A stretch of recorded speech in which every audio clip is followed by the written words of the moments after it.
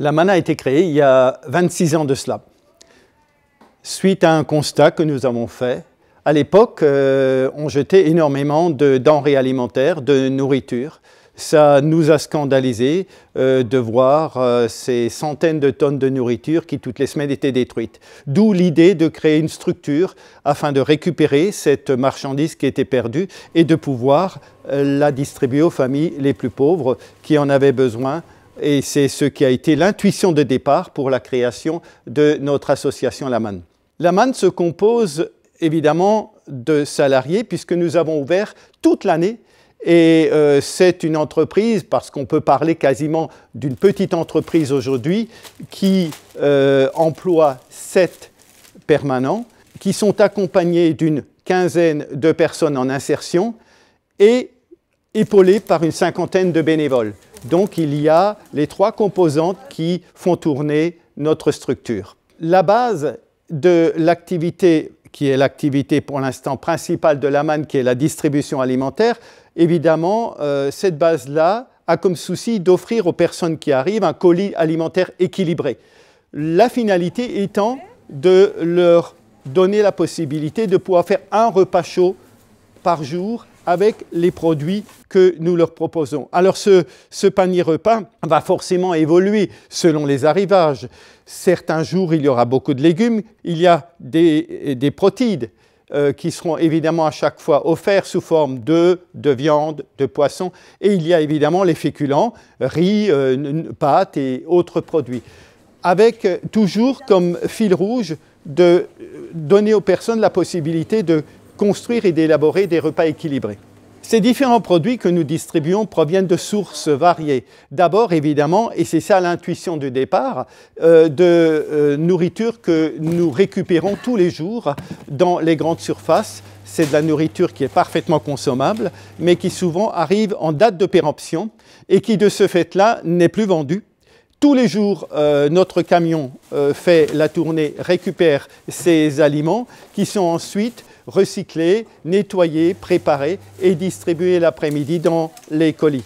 La deuxième source d'approvisionnement réside dans les surplus de la communauté européenne où nous recevons régulièrement des laits, des conserves et tout type de produits que la Banque alimentaire veut bien nous donner et qui sont ensuite aussi distribués à l'intérieur de ces colis alimentaires. Alors à côté de l'aide alimentaire, nous avons voulu créer une autre activité et faire une autre proposition parce qu'il y a des personnes et des familles qui ne peuvent pas venir ici pour chercher des colis alimentaires parce qu'ils sont au-dessus des barèmes.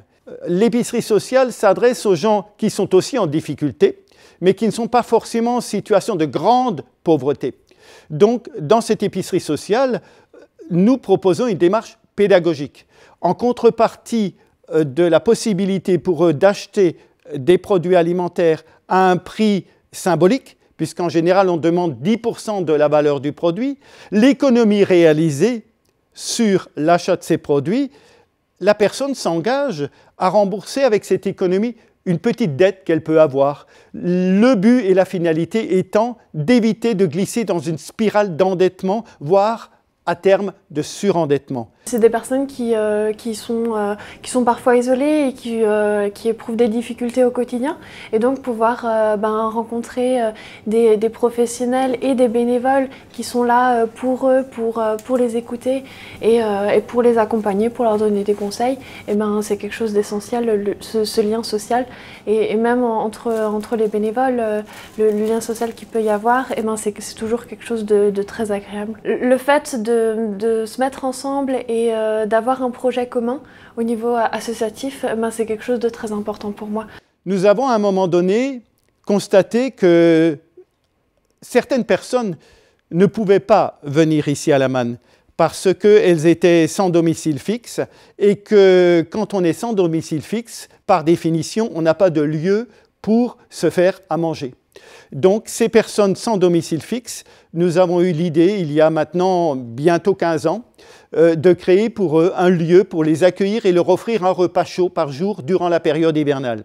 Donc depuis cette époque existe ce qu'on appelle le restaurant social de la Manne qui propose aux SDF de pouvoir bénéficier entre le 1er novembre et le 1er avril tous les midis d'un repas chaud gratuit. Nous avons dès le départ, voulu leur offrir une cuisine familiale. Et c'est la raison pour laquelle, par exemple, tout l'hiver, tous les jours, il y a une soupe de légumes qui introduit le repas. Et les repas qui sont préparés évidemment à partir d'un certain nombre d'ingrédients que nous récupérons, mais qui sont parfaitement, évidemment, comestibles et en très bon état. Et c'est, par définition, un repas comme on a l'habitude d'en manger quand on est en famille autour de la table à la maison. Alors, moi je suis bénévole à l'association La Manne depuis un peu plus de 6 ans. J'étais donc retraitée et puis bon, il fallait faire quelque chose d'une part, et comme j'aime beaucoup le contact humain et que j'ai vu que le restaurant social était ouvert, donc moi je suis venue. Mon rôle dans le restaurant est de servir les personnes qui viennent, c'est-à-dire les personnes qui sont à la rue et d'autres personnes qui sont en hébergement de nuit. Donc le repas commence à 11h30 et se termine à 13h. Nous avons 2 chantiers d'insertion à la Manne. Un premier qui est ici, à travers le tri, le ramassage et la mise en place des différents produits. Et nous avons un deuxième chantier d'insertion qui est plus important, qui est le chantier d'insertion maraîchage, qui lui fonctionne toute l'année, mais beaucoup plus visible durant la belle saison, puisque nous avons 40 arts de terre. Sur ces terres-là, nous cultivons donc des légumes qui sont soit redistribués aux familles les après-midi dans le cadre de la distribution alimentaire, soit qui sont vendus sous forme de paniers de légumes et qui permettent à ce moment-là de financer les semences, tous les outils dont nous avons besoin pour faire tourner cette structure. Alors les différents ateliers qui ont été créés dans le contexte de l'épicerie sociale et du Carrefour des Savoirs qui est un peu le dernier né à la Manne, c'est des lieux d'échange de savoir, c'est des lieux d'échange d'expérience. C'est un lieu qui permet aussi un travail de socialisation. Alors ces ateliers, de quelle nature sont-ils?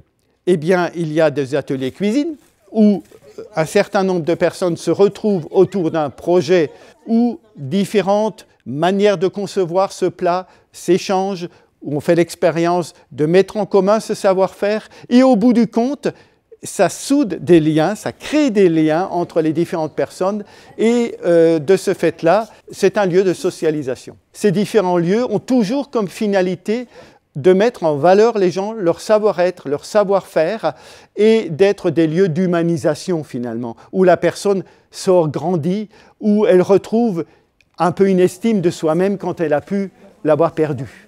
Alors nous savons bien que nous continuerons d'exister.